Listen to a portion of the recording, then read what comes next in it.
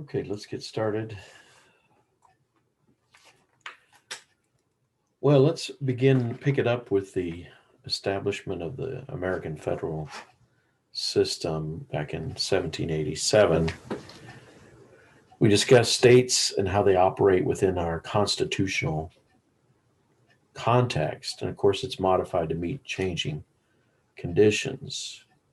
Now, the framers of the Constitution, they sought to provide a workable balance of power between national and state governments that would sustain the nation indefinitely. Now, but the balance of power has changed. Federal state governments have changed. The expansion or sometimes decline of the federal government. This affects Texas's resistance to national control. That's led to conflict. And we've seen in certain areas of policy, such as medicinal marijuana, it's changed. The courts have interpreted it one way, but the national administration under presidents have pretty much left enforcement to state and local authorities.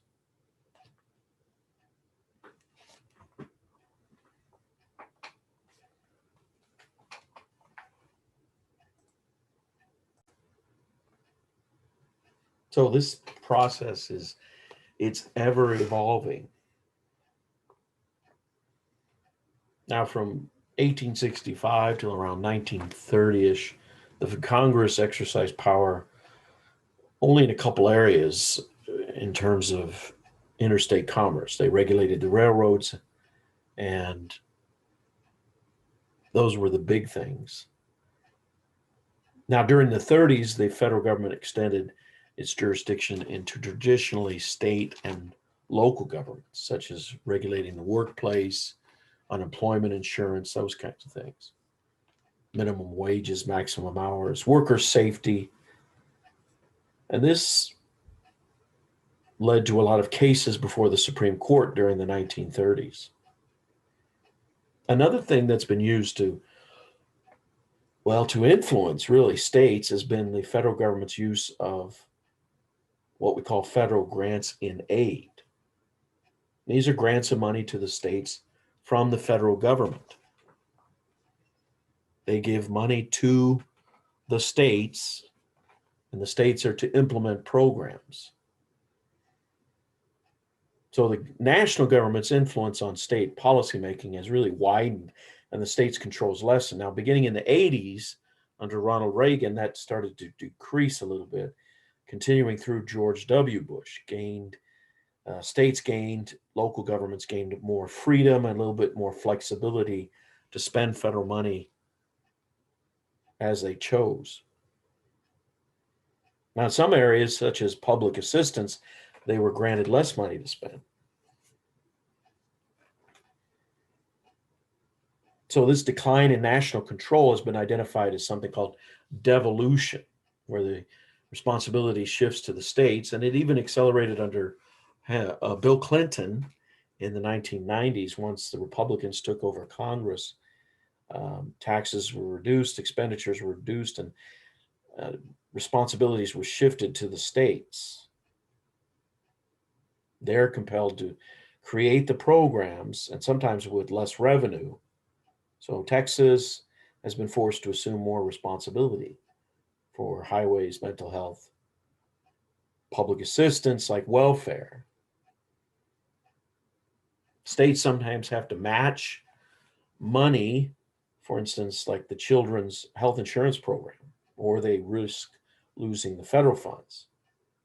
Now, another thing is block grants. Congress they just distribute money, and they have automatic formulas determined by Congress.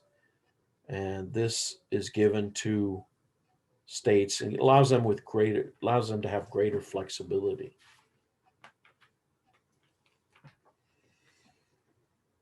Now, in the areas of education, this has been a big issue. There's a lot of perception that the education system needs to be fixed. Maybe there should be a bigger role of the federal government. Bush expanded it with the No Child Left Behind, and Obama revisited the No Child Left Behind, passing the Every Child Succeeds Act. Now, during the 50s and 60s and even into the 70s, primarily it was a function of the state government. Let's listen to how Ben Barnes, former Speaker of the Texas House, talks about how the Texas Constitution shaped taxation.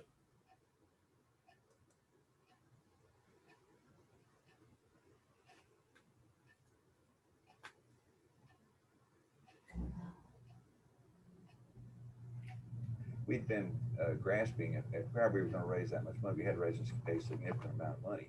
And the Senator Creighton came to me with 16 names on a piece of paper that said that the Senate would pass a sales tax. And let's really clarify. Uh, Labor called it a sales tax on food, and it was a sales tax on food, but it was a sales tax on a lot of other things.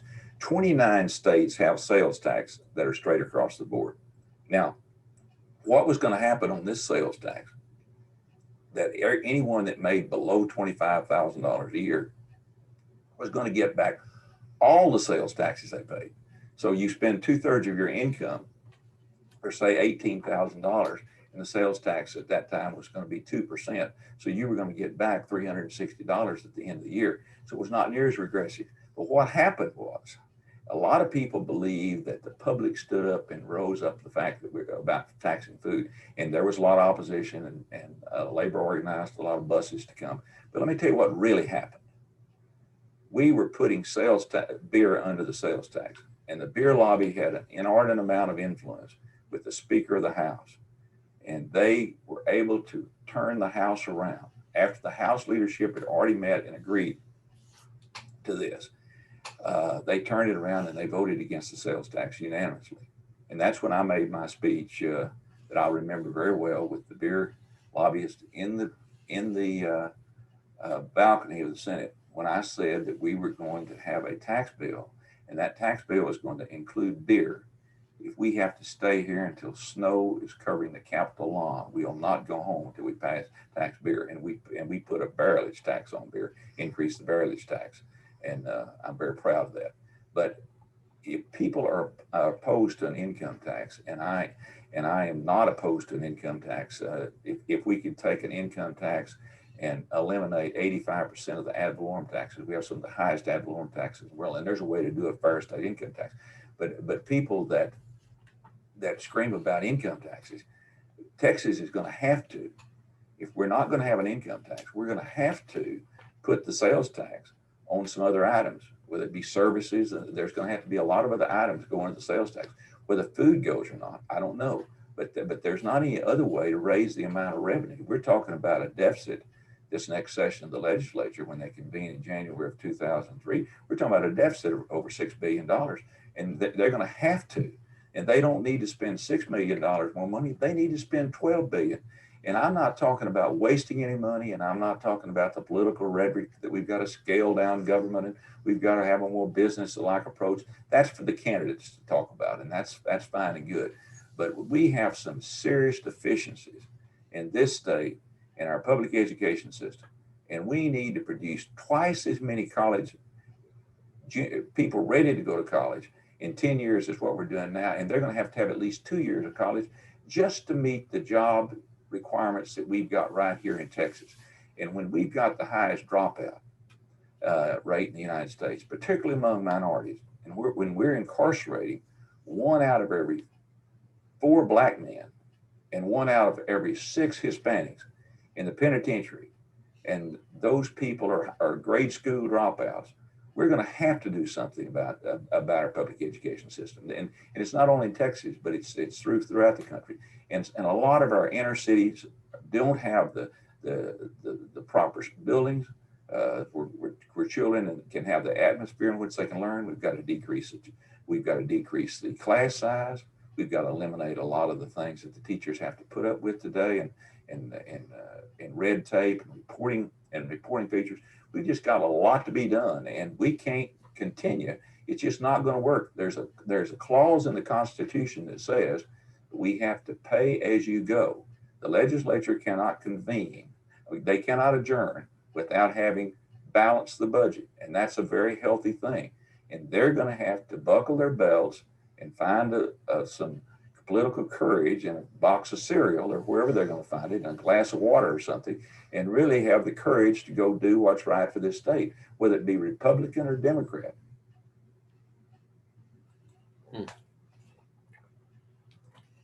So the Constitution does play a role in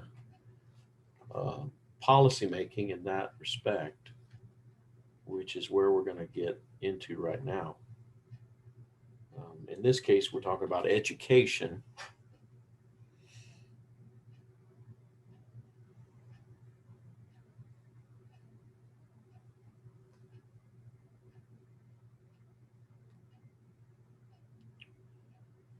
So our next section, what we'll do is we'll go over the Texas Constitution, other areas of politics, of policymaking that have happened.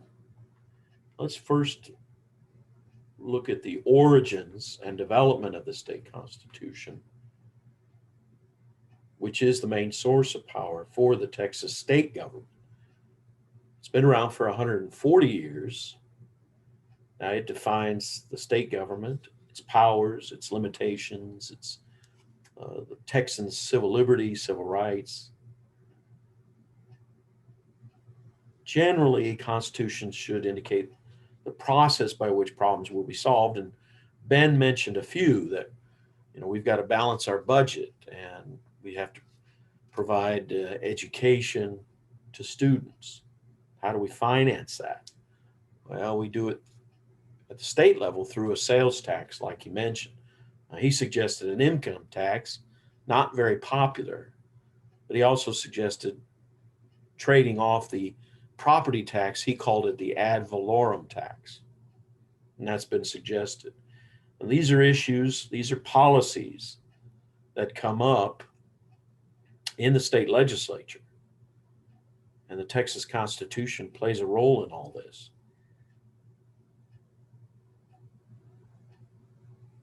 Now, in many areas, the Constitution mandates specific policies in great detail. And so our Constitution has required frequent amendments.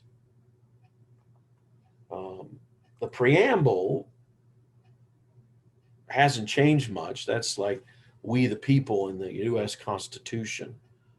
It says, humbly invoking the blessings of Almighty God, the people of the state of Texas do ordain and establish this Constitution. So these words begin the 28,600 plus word document that's become our seventh Constitution in 1876. Now, by the close of 2016, we've changed it no fewer than 491 times. And these amendments contain about 87,000 words. So it's quite an extensive document. And in that Constitution, the framers spelled out policymaking limitations in minute detail. And this has made these frequent amendments inevitable. So it's increased through an accumulation of these amendments.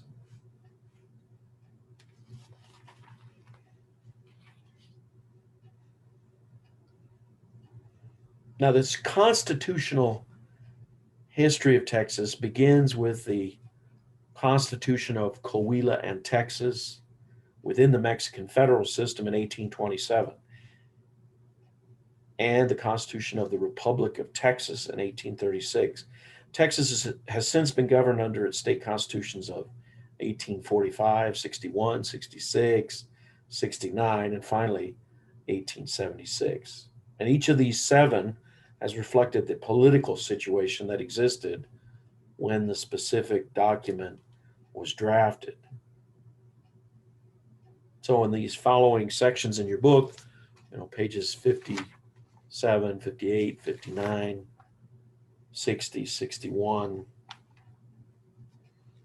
what you do is you'll read about the political processes at work, the origins of these constitutions, and the efforts to revise and amend the current constitutions. Well, let's go over the first 6 constitutions. Now, in the 70s, there was a video produced by the Constitutional Revision Commission, which discusses the first 6 constitutional attempts. And let's go over those by way of this pretty good video here. It's a little old, but he kind of goes over the basics. These men differ over the most important single document in Texas, the Constitution of our state. The Constitution, the basic law of Texas, This is the best quality I born could in find controversy and is on once this again video. in controversy. The history and meaning of that conflict is our subject. We begin at one of the most historic sites in all of Texas, the hamlet of Washington on the Brazos. It is only a quiet countryside community now, far less dramatic than the famous Alamo or the battleground at San Jacinto. Yet, what happened here is in some ways more significant to Texans today than those famous battle sites. It was here in this small frontier building in 1836 that the Texas Declaration of Independence was signed, a necessary first step towards the formation of the Republic of Texas and later our own state of Texas. More important, it was here that while dictator Santa Anna's armies approached, the founders of the Republic of Texas hammered out a constitution. And why is a constitution, a paper document, so important? One way of defining it would be to say that a constitution is a collection of rules and principles by which a government is operated. Another, perhaps even better way to express it, is that the Constitution is the soul and conscience of a nation or state. The rules that determine how well, how safely, how happily a society of men and women live together. There are those who say the present Texas Constitution is hopelessly inadequate for this purpose. That is what we are going to look at, the past and the present constitutions of Texas, their good and bad points, and whether there is need for change. Texas constitutional government began with the Mexican Federal Constitution of 1824. It was adopted when Stephen F. Austin established the first Anglo-American colony in the territory. Farmers in Austin's colony contributed several hundred bushels of corn toward expenses of the Texas representative at that constitutional assembly. The key point in this document, where Texans were concerned, was that Texas and Coahuila were combined into a single state and authorized to prepare its own constitution. This document was drafted and published on March 11, 1827. It contained the first seeds of the Texas Revolt. Trial by jury and public schools, although promised by the Constitution, were never established. Dissatisfaction with this Constitution was widespread in the Texas colonies, but even then trouble might not have developed if the Mexican legislature had not passed strong anti-immigration laws. On April 1st, 1833, the day that Antonio Lopez de Santa Anna became president of Mexico, Texas delegates met at San Felipe de Austin to petition for relief. They asked for repeal of the anti-immigration laws, organization of more adequate defenses against the Indians who were ravaging the border, and separate statehood. It was at this convention that newly arrived Sam Houston played his first big role in Texas history. He headed the committee that drew up a constitution for the proposed separate New Mexican state of Texas. Austin took the petitions and the proposed constitution to Mexico City, but his pleas were rejected and he was imprisoned. The following year, President Santa Anna declared that Mexico was not ready for democracy. He abolished the Mexican Constitution and became dictator. Other Mexican provinces became rebellious. It was under the approaching military shadow of the so-called Napoleon of the West, Santa Anna, that the most dramatic of Texas constitutional conventions was held. The Battle of the Alamo already was looming when the convention was called. It met at Washington on the Brazos on March 1st, 1836, during an icy blue norther. The meetings were held in this unfinished house, rented by local businessmen, who incidentally never paid the rent. The convention lasted 17 days, tense days made even more so by the continuing bad news from the ill-fated Alamo. Several times, delegates, some with sons and brothers fighting at the Alamo, wanted to adjourn and go to the aid of the doomed fortress. Sam Houston kept the convention from disbanding. He argued that if the new nation was to survive, it had to be born with a legal status and the consent of the governed. Without it, there could be no help from the United States and no support from the citizens of Texas. On March 2nd, a Declaration of Independence, patterned closely after that of the United States, was adopted. On March 17th, the Constitution of the Republic of Texas was adopted.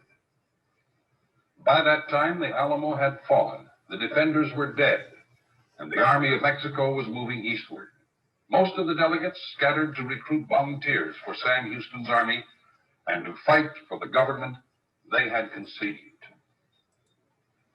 The following day, Washington on the Brazos was evacuated. It was not until September of 1836, well after Santa Anna's defeat at the Battle of San Jacinto, that the voters of Texas officially approved the Constitution of the Republic.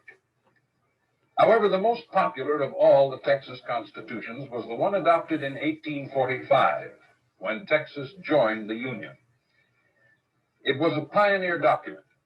It provided for homestead protection and women's rights. A family's homestead was exempt from forced sale, and a husband could not sell his home without the consent of his wife. It also recognized the concept of community property and the right of married women to own their own property. It instructed the legislature to set up public schools and set aside 10% of all tax revenue for education. Slave owners were granted permission to free their slaves. The next Constitution was adopted in 1861, after Texas seceded from the Union.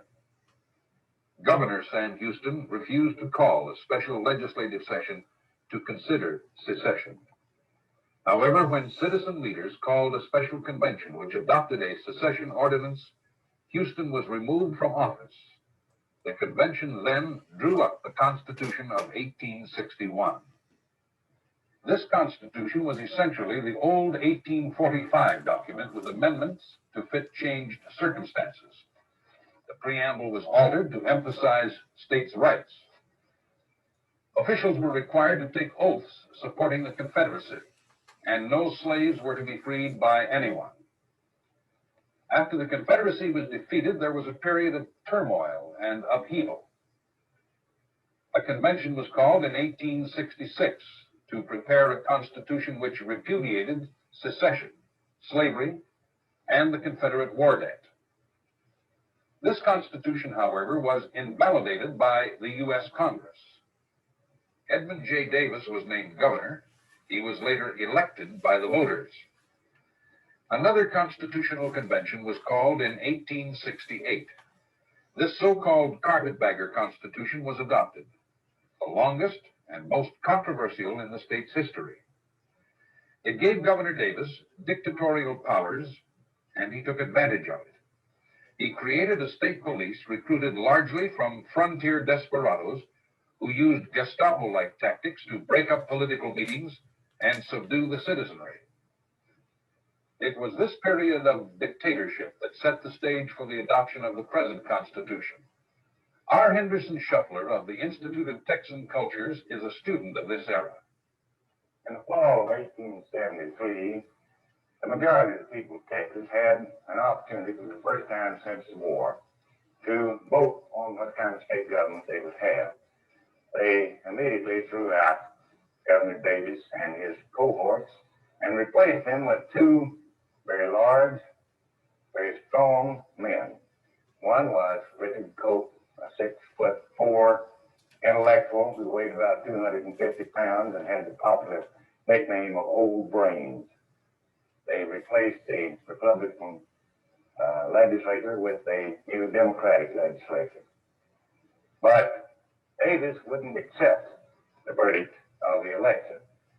However, the Democrats gathered in Austin in January of 1874 as though the court had not ruled.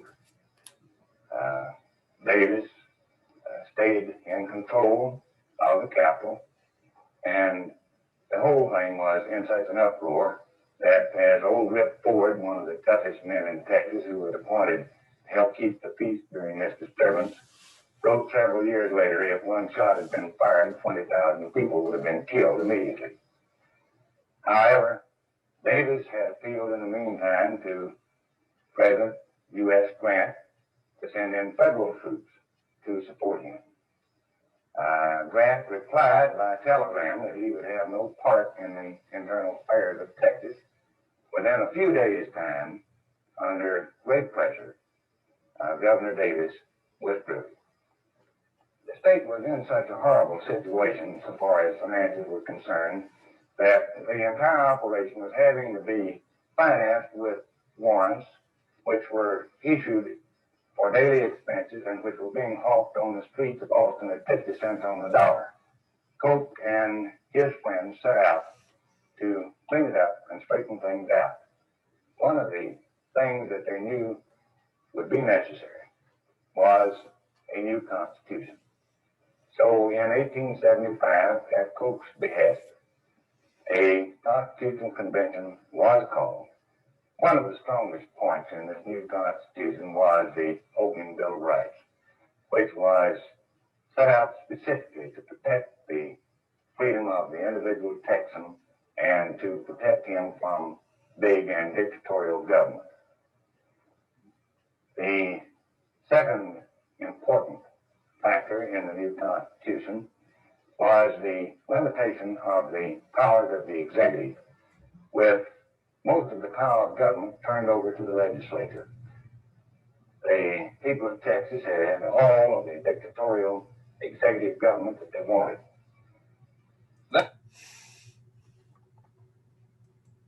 So they met in 1876 and decided to do a new constitution.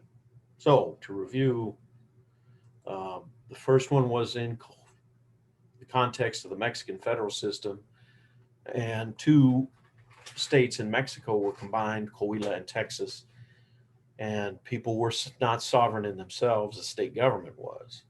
And we had a unicameral legislature, an elected governor and vice governor. Slaves were not permitted, although the peonage system was still allowed. There was no trial, no jury trial. Crimes were decided by executives, mayors, the alcaldes, they called them. Primary schools were required to teach all of these items. And the union of these two states was considered to be temporary. Now, after the Declaration of Independence, due to governments ceasing to protect lives, agents being thrown into prison, and those kinds of things, we adopted a new one. Also, there was anarchy, civil society, therefore is dissolved on the part of the government. They declared the right of trial by jury is necessary and it's not being allowed. And their arms, guns, which are essential to defense, the rightful property of freemen is in jeopardy, therefore, and it only is the thing. It is the only thing necessary, or it is needed to prevent tyrannical governments. And because they also declare independence because of what they perceive as failed educational system. So they declared their independence and adopted a new Constitution of 1836, as they mentioned in the video, with a bicameral Congress, an elected president, a Supreme Court, no religion, and that, like he said in the video, the heads of families are entitled to one 4,400 acre of land as long as you stay on it for a certain amount of time. Single men got half of that, I think 2,200 acres of land. Slavery was legalized, and you could import slaves from the United States. Representatives served only 1 year, and senators 3 years. And it did create three branches of government, just like in the U.S. government. And Congress could coin money, maintain an army and navy, had a necessary and proper clause. So they modeled their constitution after the U.S. Constitution. Now, when we became a state, we borrowed from previous versions and from other state governments, New York, Louisiana. And like he said, it allowed money for education, a Bill of Rights, an extensive Bill of Rights with 21 rights was added, including that section on education he mentioned.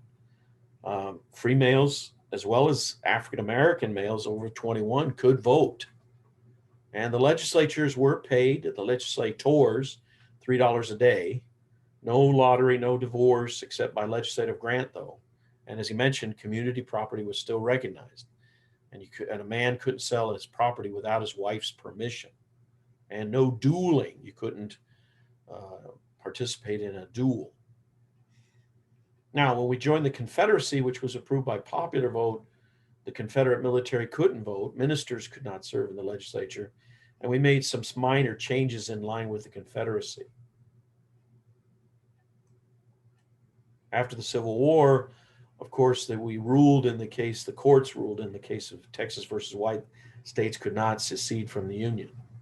But as you recall, most of the counties here shown on this map decided to secede, including Webb County right here.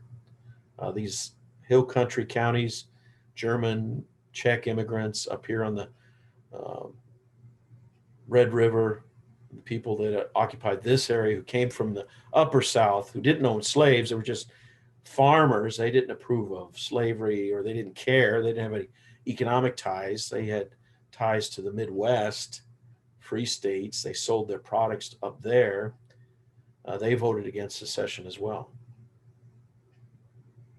So make sure you know what the first Constitution was about, and all these constitutions, which gave 4,400 acres of land and so on. Now, after the Civil War, as I mentioned, we were put under military control, even though we wrote a constitution, but it wasn't favored by the Reconstructionists and the radicals. They were so called because they want instant voting by the African-American freedmen. They refused to approve it.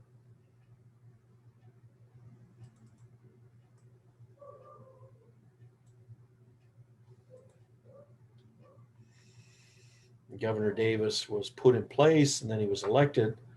Then he decided, with the help of Reynolds, to write a constitution. But it wasn't a view of the majority, this constitution. It did allow the readmission of Texas, but it centralized power and was very unpopular because of all these things. It gave African Americans the right to vote, denied the former Confederate Americans to vote. It did create a system of schools, but it allowed a lot of appointive powers to Davis that wasn't approved. Tax rates skyrocketed. People couldn't pay for their land. And so it became very unpopular. And as ex-Confederates slowly got the right to vote,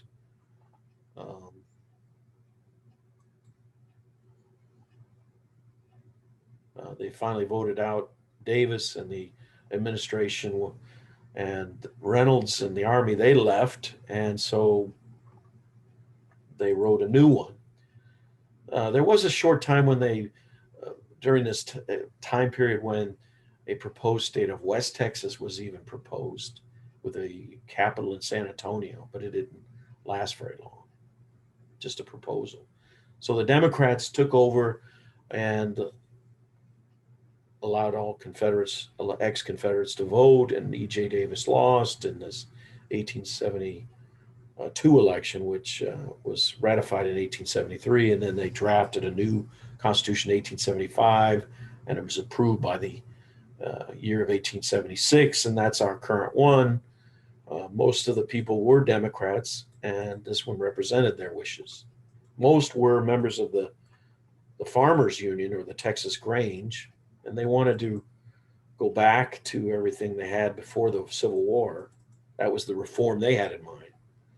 So they restricted the power of government. That's the key thing here. Oops, let me undo that. And they gave limited salaries and power to the legislature every other year, biennial sessions, and judicial branch would be elected. The large cities passed it. The rural population helped it pass. And it shows the distrust, and that's been the Constitution we've used. A weak governor. Now he does have 4 years, but he has to share powers with a plural executive. And we've been amending it ever since. 87,000 words. As of 2018, 484 amendments, compared to even a big state like California, they've only got 67,000.